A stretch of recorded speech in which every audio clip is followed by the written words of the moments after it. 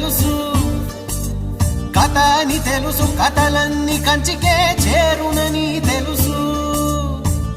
తెలుసు తెర తొలుగుతుందని, తెలుసు తెల్లారుతుందని, తెలుసు ఈ కట్టె పుట్టుకుమంటదని, తెలుసు ఈ మట్టి మట్టిలో కలిసిపోతదని. ఇన్ని తెలిసి ఇరకాటంలో పడిపోతావు ఎందుకని మాయా.